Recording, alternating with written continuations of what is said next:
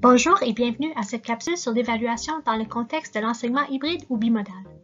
Le contexte actuel ne change pas les fondements de l'évaluation, mais il aura un impact sur nos pratiques et il nous obligera de réfléchir sur la façon dont nous évaluerons nos élèves afin de créer un portrait juste de leurs apprentissages. Tout au long de cette capsule et de l'année scolaire, rappelez-vous que le but ultime de l'évaluation est toujours d'approfondir les apprentissages des élèves. L'évaluation au service de l'apprentissage nous permet d'ajuster nos prochaines étapes et nos interventions auprès des élèves en fonction de leurs besoins. L'évaluation en tant qu'apprentissage favorise la métacognition et permet aux élèves de réfléchir sur leurs apprentissages et leurs objectifs d'amélioration. Enfin, l'évaluation de l'apprentissage, qui fait la synthèse des apprentissages réalisés pendant le semestre ou l'année, est utilisée pour communiquer les points forts et les points à améliorer de l'élève chez l'élève lui-même et chez ses parents. Les politiques de l'évaluation en Ontario pour les élèves de la première à la 12e année sont décrites dans le document Faire croître le succès. Ces politiques doivent guider nos pratiques pédagogiques. Cet Inukshuk, créé par le Centre franco-ontarien de ressources pédagogiques, est une représentation visuelle des pratiques pédagogiques de l'évaluation au service en tant que et de l'apprentissage. Il s'agit de pratiques et non de processus, car toutes les pierres sont interreliées et dépendent les unes des autres. Lorsque vous planifiez une leçon ou une unité, il est important de bien cibler les apprentissages visés chez les élèves et de définir comment ils seront évalués. Par exemple, si vous enseignez le texte d'opinion dans le cours de français, vous devrez garder en tête que vous évaluerez l'utilisation des procédés argumentatifs, l'organisation des idées et l'emploi de certains temps de verbe.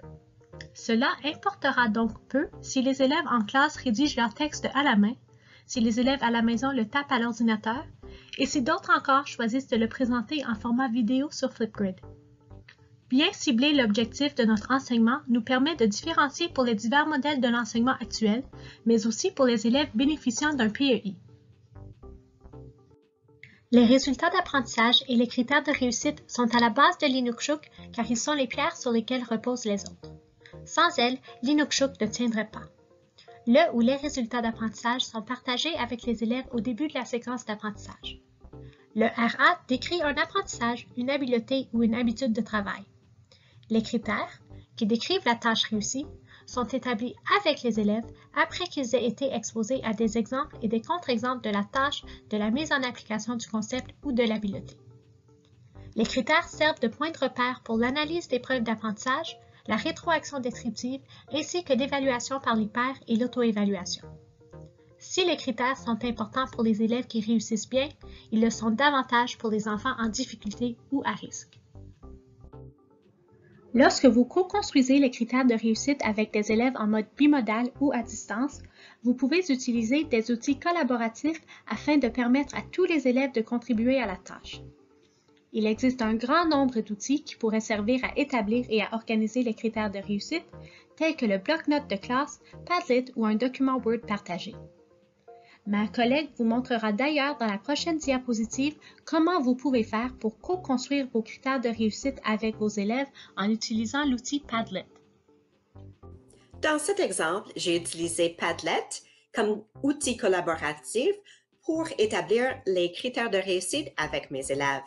Maintenant, mes élèves ont contribué toutes leurs idées de qu'est-ce qui décrit le cours réussi et je vais les organiser avec mes élèves. Alors, je vois qu'il y a beaucoup de détails en lien avec la structure du cours récit. Alors, je vais faire un critère qui s'appelle « Je respecte la structure du cours récit ». Et ensuite, je vais aller chercher tous les détails contribués par mes élèves en lien avec ceci. Alors, j'ai l'élément déclencheur, j'ai le dénouement, j'ai les péripéties. Je peux compléter aussi les idées des élèves avec eux et en ajouter s'il y a des éléments qu'ils ont oubliés. À la fin, j'aurai un tableau hanté avec tous les critères et tous les détails sur la page du Padlet à partager avec mes élèves.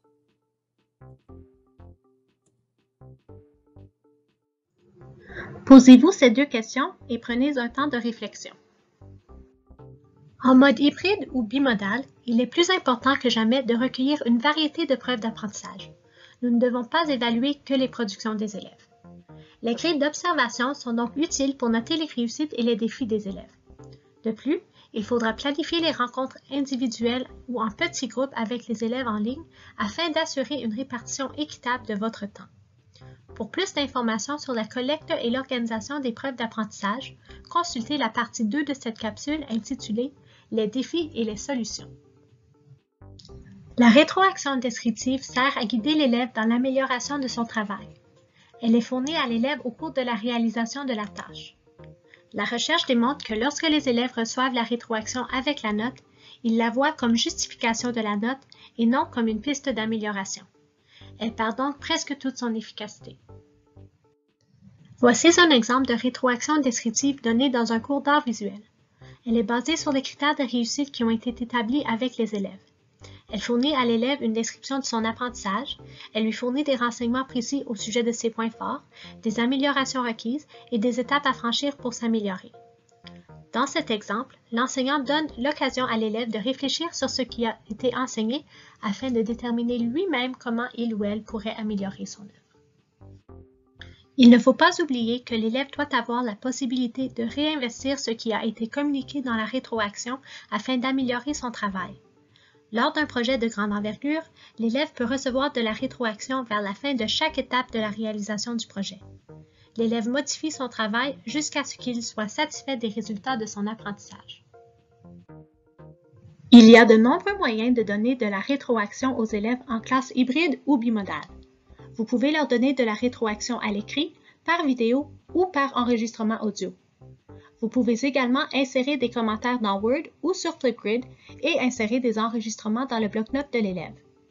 Ma collègue vous montrera d'ailleurs comment donner de la rétroaction descriptive en utilisant Screencastify dans la diapositive suivante. L'extension sur Google Chrome qui s'appelle Screencastify vous permet d'enregistrer tout ce qui se passe sur votre écran. Ici, je vais le sélectionner. Je choisis que je veux enregistrer en anglais. Je peux mettre mon webcam aussi pour que ça montre mon visage à l'élève. Et ensuite, ici, j'ai le travail d'un élève et je peux enregistrer mon curseur pendant que je lui donne une rétroaction. Je peux lui dire, ici, tu as bien expliqué les fonctions du lysosome. Et j'aime beaucoup le modèle que tu as choisi. Cependant, il n'y a pas assez d'informations sur le cytosquelette. Est-ce que tu pourrais, s'il te plaît, ajouter plus d'informations et me renvoyer ton travail? Posez-vous ces deux questions et prenez un temps de réflexion. L'élève qui comprend bien ce qui est attendu de lui, car il a participé à l'élaboration des critères de réussite avec son enseignant et qui les consulte régulièrement pendant la réalisation de son travail, peut facilement fournir une rétroaction à un pair. Il peut même évaluer son propre travail. Encore une fois, l'utilisation d'outils comme Flipgrid, Padlet et le bloc-notes de classe facilite l'évaluation par les pairs et l'auto-évaluation. Ma collègue vous montrera d'ailleurs comment faire l'évaluation par les pairs en utilisant Flipgrid dans la diapositive suivante. Le site Flipgrid permet aux élèves de se filmer en train d'expliquer une démarche, de donner une opinion ou de présenter un projet. Et il permet également aux élèves de donner une rétroaction à leur père. Alors, comme exemple, si je veux donner une rétroaction... Donc, pour moi, les téléphones et les cellulaires ne nuisent pas. J'écoute sa vidéo et ensuite, basé sur les critères, je vais lui donner ma rétroaction. Il suffit de se filmer et de le soumettre. Et voilà, le tour est joué.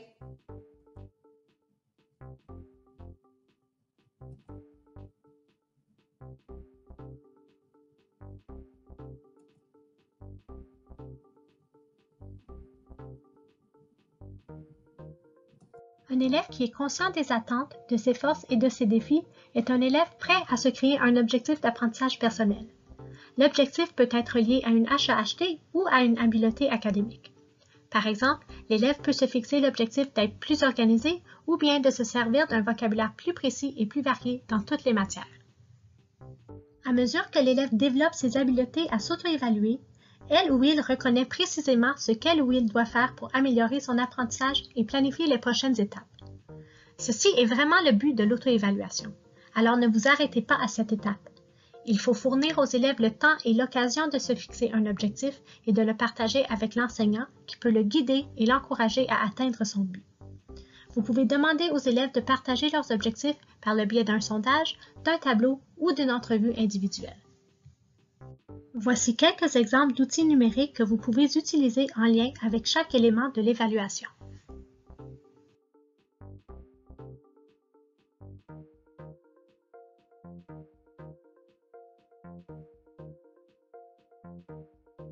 Pour plus d'informations sur les outils technologiques proposés ou sur l'évaluation, veuillez consulter la chaîne EdPédago sur YouTube, les fascicules du CFORP sur EduSource ou la balado-diffusion Toute la classe.